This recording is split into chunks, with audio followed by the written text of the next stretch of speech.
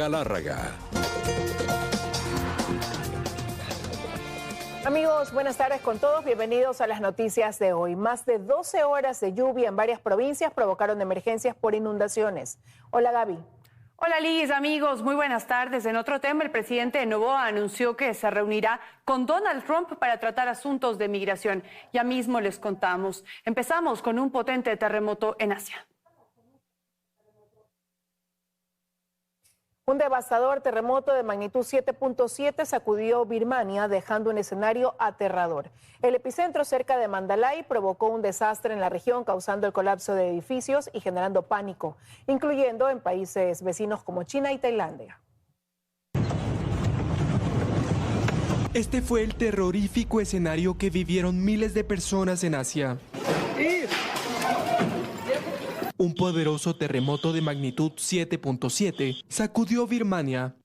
El epicentro del sismo se localizó cerca de Mandalay, la segunda ciudad más grande de ese país, y se sintió con gran intensidad en diversas áreas de la región. El sismo fue tan potente que sus efectos se sintieron en países vecinos como China y Tailandia.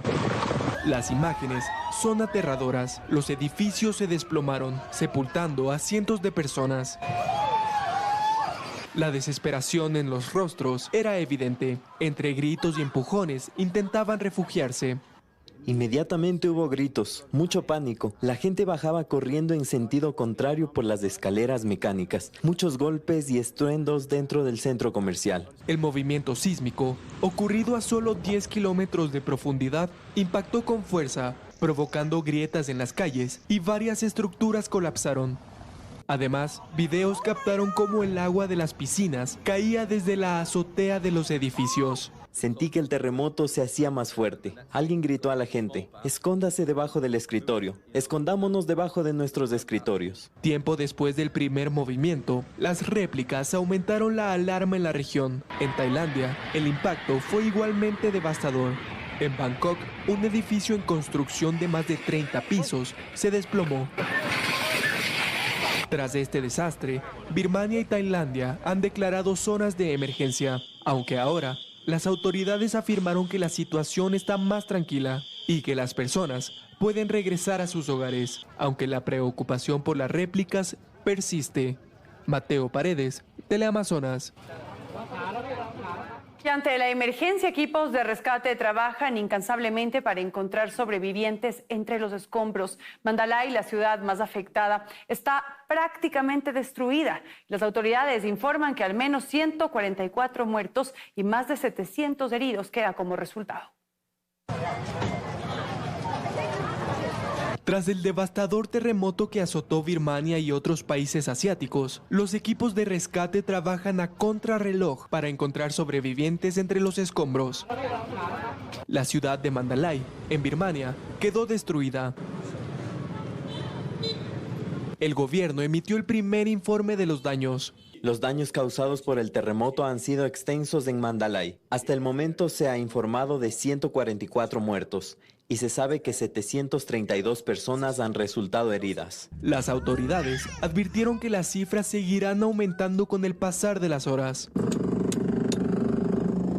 Los equipos de rescate se encuentran desplazados en las zonas más afectadas e intentan auxiliar a las víctimas. Además, la Cruz Roja reportó la interrupción de los servicios de electricidad e internet, lo que ha complicado los esfuerzos de rescate. Desde Birmania, las autoridades solicitan la ayuda internacional para atender la emergencia. Dado que nos encontramos en medio de una gran labor de socorro ante este desastre natural, me gustaría pedir a toda la población que colabore en todo lo posible. Por su parte, en Tailandia, el terremoto también causó caos, lo que llevó a las autoridades a cerrar las escuelas en todo el país y ordenar la evacuación de miles de personas. Los rescatistas continúan trabajando en la capital tailandesa, utilizando drones y perros para localizar a los sobrevivientes atrapados entre los escombros.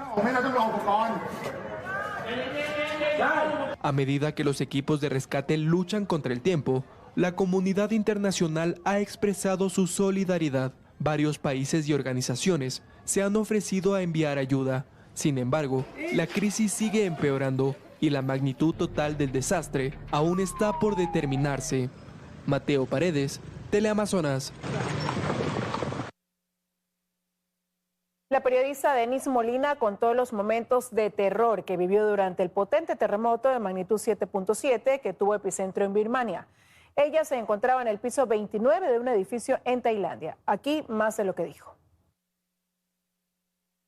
Estaba en la habitación, era horas de la tarde, cuando de repente empezó a moverse el edificio. Pensé que era yo, que estaba mareada, pero cuando vi cómo se tambaleaba, cómo en la ventana de repente los vidrios se quebraron, cómo al frente de la ventana de un piso 29 se veía el otro edificio que se movía como una hamaca, lo primero que hice fue meterme debajo de la mesa y rezar y mandarle un mensaje a mi esposo, a mis hijos. Ellos estaban, por supuesto, durmiendo por el cambio de horario, pero pensé que no iba a salir de esta.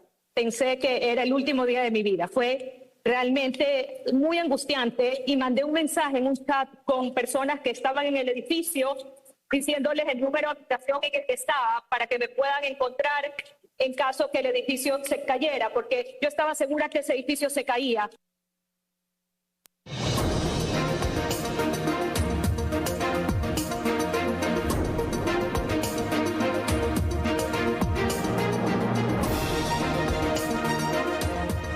Desde este sábado, más de 40,000 paquetes electorales empezarán a distribuirse en territorio nacional. Galápagos y las provincias de la Amazonía serán las primeras en recibirlos. Los paquetes electorales para la segunda vuelta del 13 de abril empezarán a llegar al territorio nacional a partir de este sábado 29 de marzo. Según el cronograma del CNE, las primeras provincias que los recibirán serán Sucumbíos con 572, Orellana 493, Napo 358, Pastaza 351, Morona Santiago 634 y Galápagos 79. Y luego tenemos ya, por ejemplo, el caso de Guayas, estaremos ya entre el 2 de abril, lo propio a Santa Elena, Azuay, Cañar, El Oro, lo haremos el 4 de abril en Manabí, y Los Ríos esperamos hacerlo también ya el 6 de abril como máximo, y así el resto de provincias de la Sierra Central.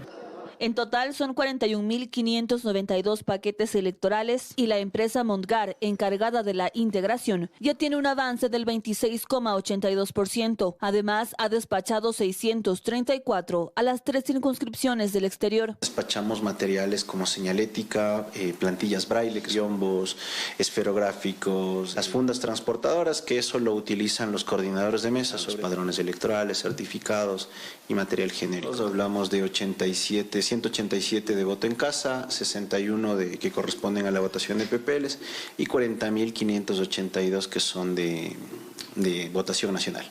La última provincia en recibir el material será Pichincha los días 11 y 12 de abril. Primero los recibirán en las zonas rurales y luego el Distrito Metropolitano de Quito.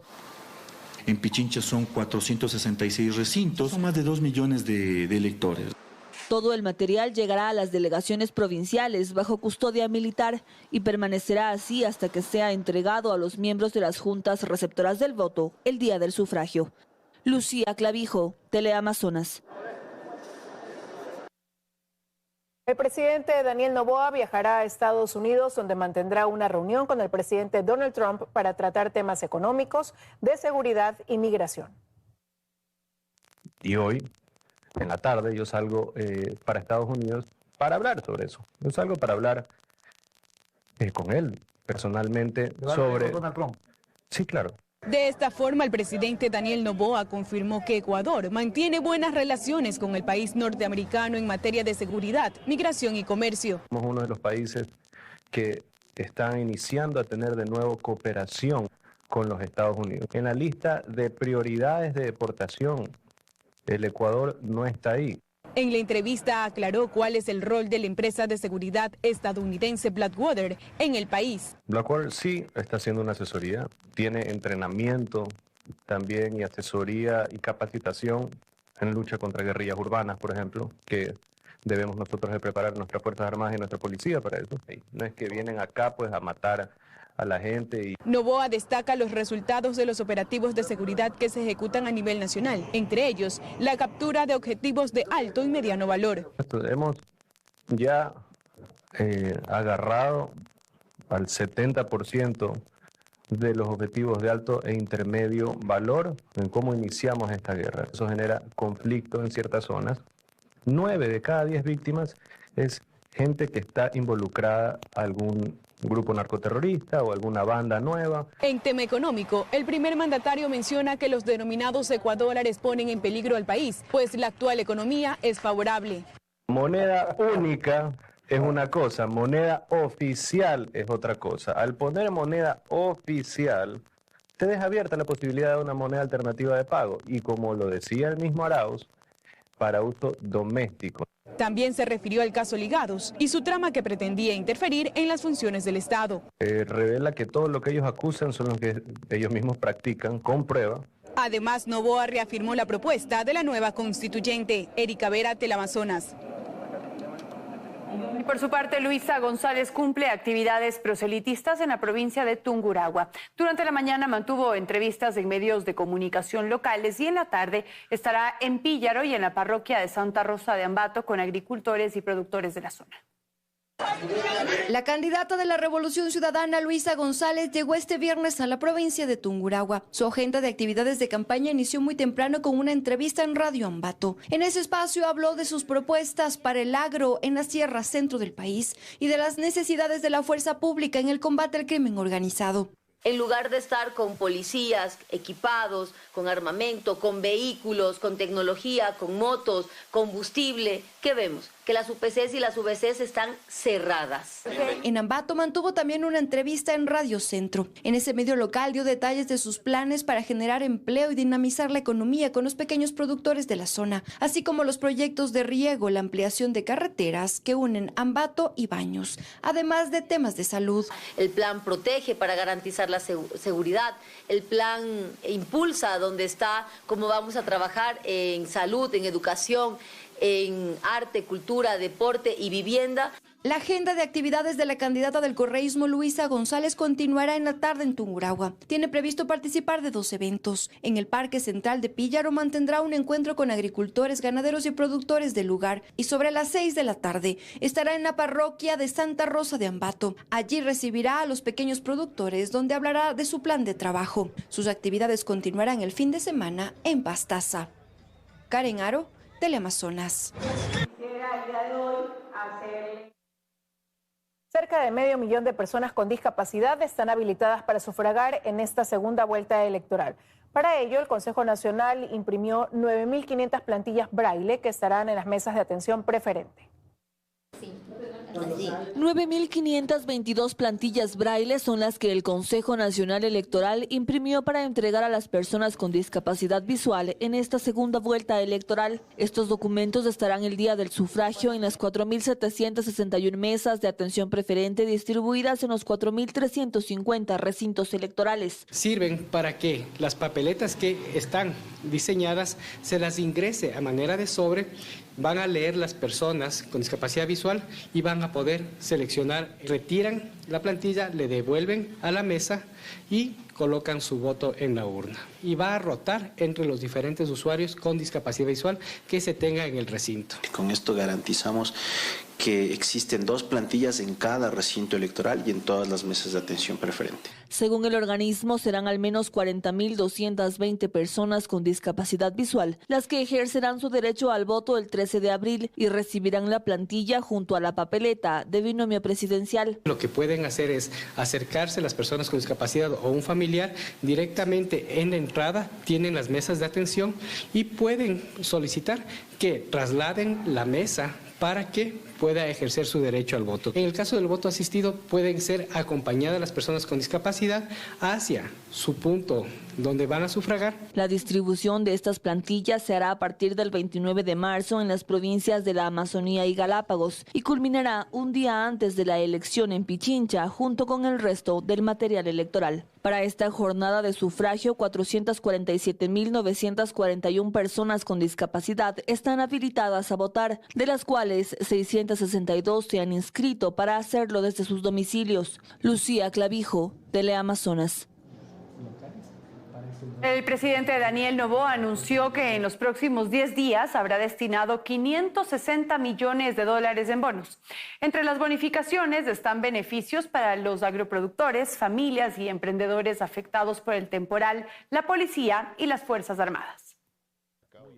Esta mañana en entrevista en Radio Centro, el presidente Daniel Noboa indicó que el gobierno está atendiendo emergencias e inyectando recursos a la economía, luego del fuerte invierno y el derrame de petróleo en Esmeraldas. No obstante, precisó que no solo se está entregando bonos para las emergencias por el temporal. Estamos dando 7 diferentes bonos, sino inyectando para la economía 560 millones de dólares en estos próximos 10 días. El presidente Noboa aseguró que ya se pagó a 200 familias afectadas por el derrame de crudo de Esmeraldas, que este viernes 1,000 familias recibirán su pago y en caso de no alcanzar, lo tendrán máximo hasta el lunes. Esta compensación es de $470. Esto se suma a otras compensaciones económicas que ha anunciado el gobierno. Apenas este jueves, el Ejecutivo anunció la creación del bono para afrontar la crisis agroproductiva transitoria frente al temporal climático. Una compensación de $800. Crédito no reembolsable para aquellos agricultores y pescadores que sufrieron esta época invernal. En días anteriores también se decretó la bonificación a servidores policiales y de Fuerzas Armadas por su esfuerzo dentro del conflicto armado interno. Cerca de $110 millones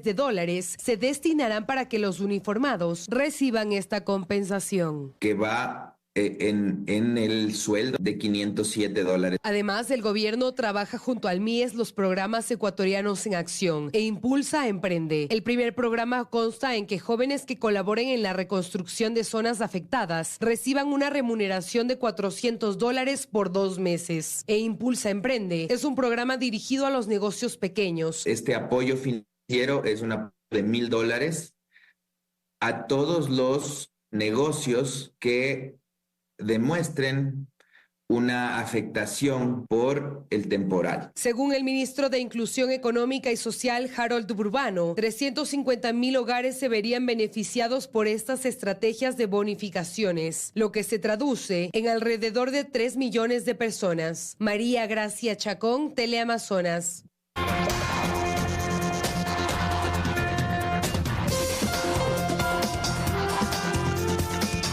Gracias por seguir con nosotros, amigos. Las fuertes lluvias de las últimas horas provocaron inundaciones en varios sectores de las provincias de Guayas, Manabí y Los Ríos. Desde el INAMI se pronostica precipitaciones de igual o mayor intensidad para el mes de abril. Como si fueran cascadas. Así descendía el agua desde el cerro que bordea las etapas de la urbanización Villa del Rey, en el cantón Daule de la provincia del Guayas. En cuestión de minutos, las calles se convirtieron en ríos, llevando a su paso lodo y escombros y dificultando el paso de los residentes. La fuerte lluvia coincidió con marea alta, de allí que todos los ductos colapsaron y el agua buscó su cauce natural, pues en los terrenos en donde hoy hay casas, décadas atrás todo era cultivos de arroz.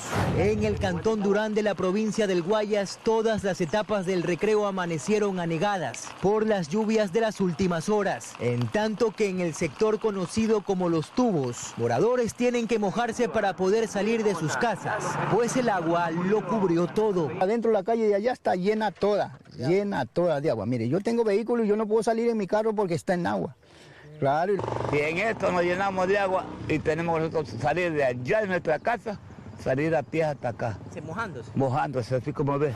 En la provincia de Manabí, un nuevo deslave en el Cerro Vizquije dejó incomunicado al cantón Olmedo, afectando a decenas de viajeros que intentaban llegar a su destino. En tanto que en la provincia del Oro, varios sectores del cantón Pasaje quedaron bajo el agua en tan solo 1 hora de lluvia, por lo que maquinaria municipal tuvo que realizar la limpieza del sistema de alcantarillado. Desde el Instituto Nacional de Meteorología e Hidrología INAMI, se confirmó que la lluvia registrada ayer es la más fuerte en lo que va del mes de marzo. La parte norte, en este caso, se registraron alrededor de 80 milímetros. Nivel aeropuerto, 56 milímetros.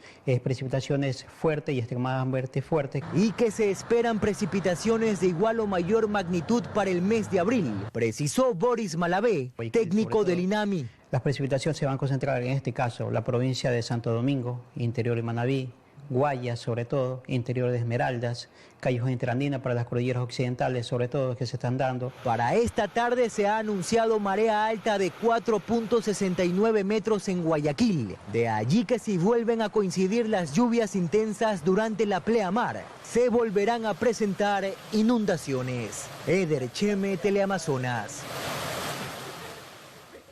Las razones del colapso del puente de Daule siguen enfrentando al gobierno y a la prefectura del Guayas. El ministro de Transporte y Obras Públicas anuncia que para determinar responsabilidades se contratará una ingeniería forense. Tras más de una semana del colapso del puente Gonzalo y Casa Cornejo, las razones sobre la caída de este viaducto siguen estando en el limbo y enfrentando al gobierno y a la prefectura del Guayas ante la necesidad de determinar responsables de este hecho que dejó víctimas mortales. En nuestro espacio de entrevistas, el ministro de Transporte y Obras Públicas, Roberto Luque, señaló que se contratará ingeniería forense. Contempla varias fases, digamos, hacer ensayos de laboratorio, hacer una revisión de toda la documentación histórica que incluye planos, informes estructurales y una serie de cuestiones más que tienen que ser revisados, y hay un proceso analítico que determine cuáles fueron las posibles causas, y en ese sentido eso puede demorar unos 4, 5, 6 meses. Pero mientras se concreta este proceso, Luque cuestionó el informe que fue enviado a la Secretaría de Gestión de Riesgos por parte de la prefectura, que detalla el estado de este puente de más de 60 años. Tiene exactamente 10 páginas, todas llenas de fotos, nada es concluyente, no hay antecedentes, no hay fecha. Hay una firma de responsabilidad de una persona que no sabemos a qué institución pertenece, y en todas lo único que dice es se revisó y se limpió. Yo creo que la prefecta no ha visto esta información y me deja mucho que desear el equipo técnico de ella que remitan oficialmente al gobierno esta información. Y a raíz de esto, el ministro de Transporte y Obras Públicas también indicó que para que no suceda con otros viaductos, actualmente se están levantando informes de diagnósticos de otros puentes. Que tengo 10.000 kilómetros de red vial estatal. Tenemos un inventario de que existen puentes con registro fotográfico, pero no tenemos un inventario con diagnóstico y como deberíamos tener. Y de ahí que actualmente se conocen afectaciones en varios viaductos, como el puente que conecta Guayaquil con la Aurora, que afirmó será intervenido en las próximas 2 semanas. Mientras esto ocurre, Luque dijo que se pondrá en marcha un plan de gestión integral de puentes, sobre el cual precisó que ya se tiene un ranking de viaductos por intervenir. Astrix Ingrid, Teleamazonas.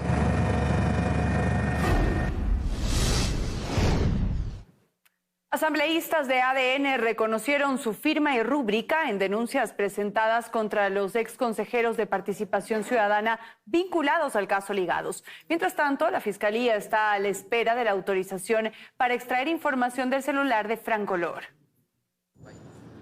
8 días después de que vía telemática rindieron su versión en el caso Ligados, asambleístas del Movimiento Acción Democrática Nacional llegaron a la Fiscalía General a reconocer su firma en 3 denuncias contra los exconsejeros de Participación Ciudadana, Augusto Verduga, Eduardo Franco Lor y Yadira Saltos, así como contra la actual consejera Nicole Bonifaz en el conocido caso Ligados. El legislador por la provincia de Galápagos, Milton Aguas, aseguró que esto forma parte de una lucha frontal contra la corrupción. Han simulado supuestamente funciones, atribuciones que correspondían a una sentencia de la Corte Constitucional. Entendemos a través de la Fiscalía de Corte de Fuero que se han asociado todas estas denuncias al caso Ligados. Para los legisladores, los chats que ha dado a conocer Fiscalía son una clara muestra de cómo, a través del Consejo de Participación, dirigentes del correísmo pretendían no solo tomarse la justicia, sino llegar a la superintendencia de bancos con objetivos específicos. ¿Para qué querían? Están en los chats. Lavado de activos supuestamente. Y lo más grave, el ecuadólar. Con un superintendente de banco podrían fortalecer su tesis del ecuadólar. Por otro lado, la asambleísta Inés Alarcón recordó que desde la Asamblea Nacional también se desarrollan las acciones pertinentes, pues se impulsa un juicio político contra los exfuncionarios.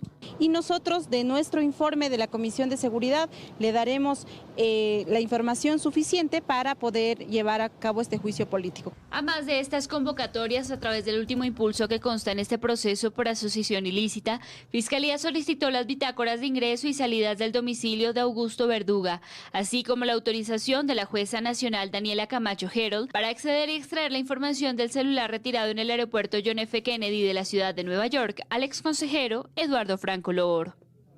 Daniela Valencia, Teleamazonas.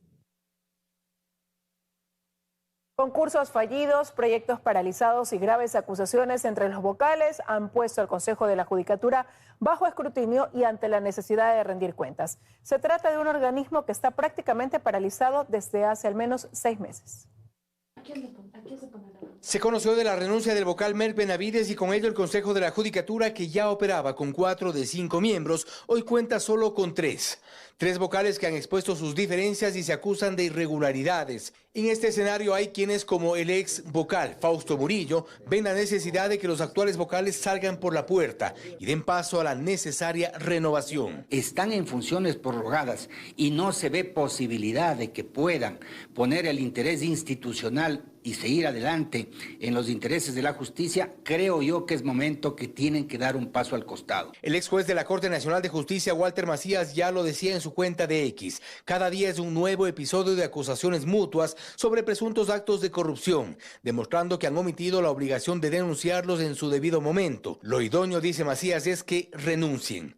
Pero vamos a los datos. Con Mario Godoy a la cabeza del Consejo de la Judicatura, no solo que los concursos no se han retomado. Hay, según la vocal Solanda Goyes, la intención de frenar los procesos en medio de un cálculo político. Bajo la administración y presidencia del señor Mario Godoy, no se han tratado los temas trascendentes que tenemos que conocer, cuyos procesos ya se han trabajado.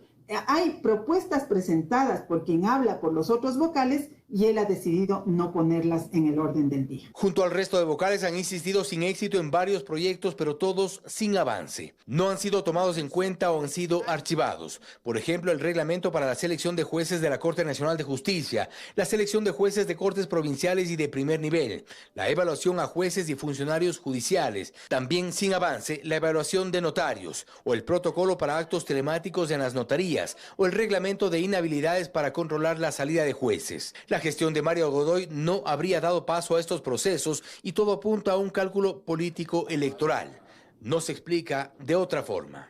Totalmente calculando los tiempos y las circunstancias y dejando a un lado los procesos y el interés de la Administración de Justicia. La inestabilidad también ha sido una constante en la gestión de Mario Godoy. Por la Subdirección de Asesoría Jurídica han pasado 9 personas. Han sido 8 subdirectores de la Escuela de la Función Judicial, 6 directores de talento humano. Es quizá de las peores crisis de la función judicial. Luego de metástasis, purga, plaga, pantalla y otros casos que involucran corrupción en la justicia, la inacción del Consejo de la Judicatura para responder a la crisis ha sido escasa o nula. Fausto Yepes, Teleamazonas.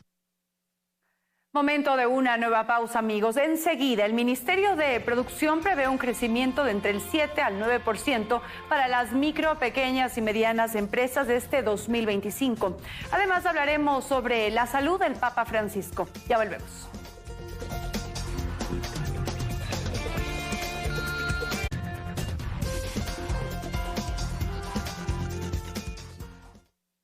Seguimos con más información. El Ministerio de la Producción prevé un crecimiento de entre el 7% y el 9% para las micro, pequeñas y medianas empresas este 2025. Además, asegura que es clave que aprovechen los acuerdos comerciales para internacionalizarse. En el país existen más de 1.200.000 micro, pequeñas y medianas empresas. Estas representan un porcentaje significativo de la economía, contribuyendo con el 80% del Producto Interno Bruto. Sin embargo, enfrentan varios desafíos. El principal desafío de todo el sector emprendedor y microempresa es el financiamiento. Las tasas a las cuales pueden acceder a financiamiento está atado a una situación económica. Capital de trabajo, no conocer la normativa, de la parte de tener una escala de producción adecuada. Pero además, uno de los objetivos principales de las MIPYMES es exportar sus productos. Tenemos que hacer que esa empresa sea un éxito desde el inicio hasta el fin. Lo mejor es distribuir sus canastas de productos a diferentes mercados.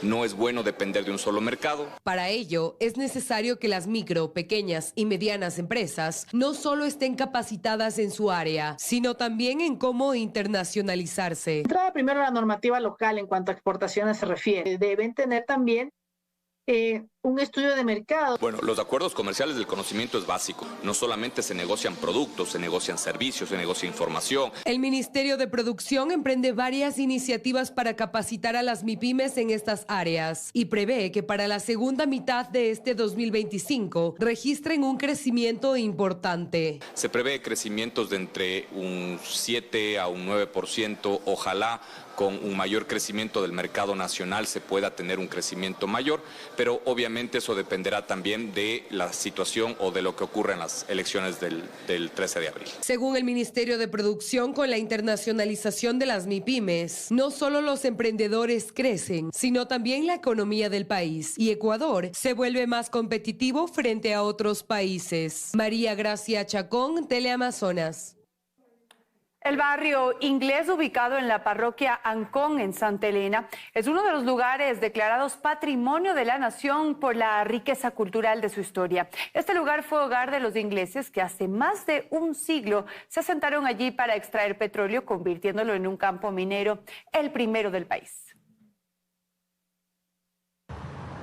San José de Ancón es una parroquia ubicada a 20 minutos del centro de Santa Elena, que conserva la riqueza de su historia, razón por la cual fue declarada Patrimonio Cultural de la Nación el 5 de noviembre del 2011. Esta ciudad, asentada en un campo minero, alberga aproximadamente 8,000 habitantes. Uno de sus tesoros más representativos es el barrio Inglés, donde la infraestructura de sus casas, que tienen más de 10 décadas, se siguen preservando. Ese es un barrio donde vivían antes los ingleses.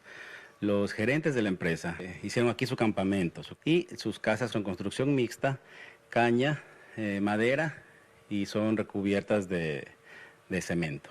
Para Jimmy Morner y su madre, quienes viven en la casa más antigua del sector, es vital compartir su historia. Esta casa era del departamento de yacimiento de la Anglo Ecuadorian Oil Field Limited, intacta. Este domicilio en particular mantiene su antigüedad en todo su entorno y dentro de ella, como su cocina, calefón y más, los cuales aún en la actualidad son útiles y siguen siendo utilizados con el mismo sistema de gas. Nuestro gas es con la casa, el pozo conectado a la casa. Ahí está la cocina funcionando con el gas natural de un pozo. La educación también jugó un papel importante. Fundaron muchas escuelas porque aquí no había nada. Escuelas, colegios, grandes profesores de inglés le enseñaban a los niños. Luego de 114 años de haber extraído el primer barril de petróleo, más de un siglo después, aún podemos ver los vestigios del inicio del boom petrolero, que no son solo antiguos balancines, pues algunos continúan en funcionamiento, extrayendo crudo, aunque en menor medida. Pese al limitado presupuesto que maneja el gas parroquial, sus habitantes han buscado cuidar de su patrimonio por recursos propios. Ancón significa Ensenada pequeña y es un rincón que conserva su estilo victoriano y sus demás obras que son utilizadas hasta ahora, como el alcantarillado. Ancón tenía el 56% del alcantarillado hecho. La mayoría del porcentaje fue hecho por los ingleses, por Anglo, hace más de 50 años. Su playa, llamada Acapulco, bordeada de acantilados, se ha convertido en el lugar perfecto para que turistas lleguen a admirar sus atardeceres. En Santa Elena, 1000 y pico, Teleamazonas.